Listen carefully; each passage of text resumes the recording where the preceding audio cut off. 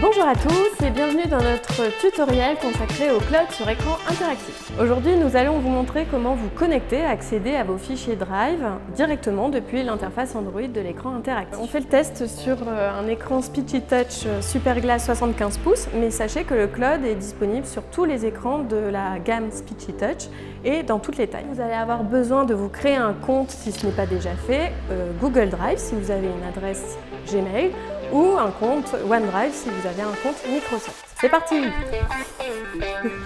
Donc ici, on se retrouve sur le menu principal de l'interface Android de l'écran interactif. Je suis en mode invité, c'est-à-dire que je ne suis pas connectée à mon compte cloud.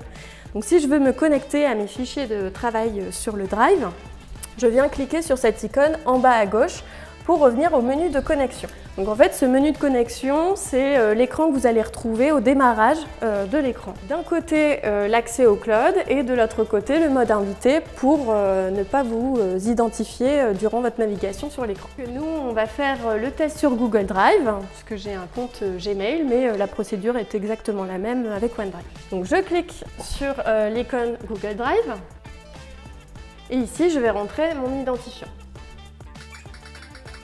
Mon mot de passe, j'autorise l'application Speechy Cloud Drive à accéder à mon dossier. Je vais trouver en fait deux moyens d'accéder à mes fichiers cloud. Ici, une fenêtre pop-up, en fait pop-up parce que on peut la réduire, la agrandir et même la bouger tout le long comme ça sur l'écran. Donc je vais la rapprocher comme ça vous verrez mieux. On retrouve trois onglets. L'onglet Notes, qui est en fait l'application de tableau blanc par Speechy.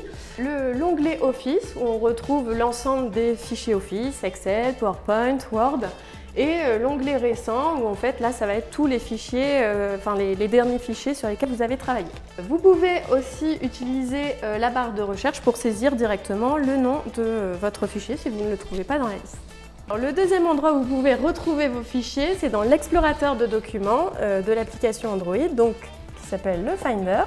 Selon les versions de l'écran que vous allez pouvoir soit retrouver le dossier directement ici ou sur la barre latérale gauche. Là, je vais me mettre en mode liste, comme ça, vous pouvez voir qu'en fait, le dossier prend la forme toujours la même, donc cloud suivi de votre identifiant. Ici, j'accède et je peux retrouver l'ensemble de mes fichiers. Je vais ouvrir un fichier. Imaginons que je veuille rajouter par exemple une fenêtre ici. Hop, je la marque ici. Et je veux enregistrer mon plan. Donc je viens ici, enregistrer sous.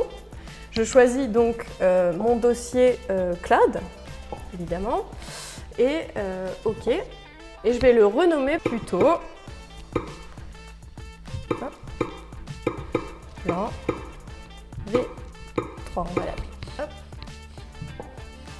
Mon fichier est enregistré.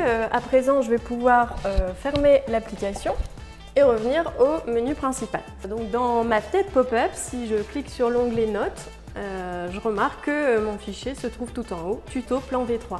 Et je peux aussi le retrouver dans l'onglet récent ici. À présent, mon travail est terminé. Je souhaite me déconnecter, donc il y a deux possibilités via cette icône donc, qui est directement sur la fenêtre pop-up ou tout en bas à gauche comme dans le mode invité tout à l'heure. Je clique dessus, voilà, et je confirme ma déconnexion. Voilà, et je reviens au menu de connexion qui est en fait l'écran de démarrage que vous trouverez sur votre écran interactif. Donc voilà, ce tutoriel est maintenant terminé.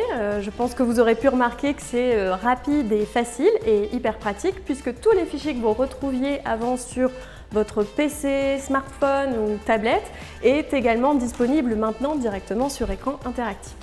Merci d'avoir suivi ce tutoriel et à bientôt!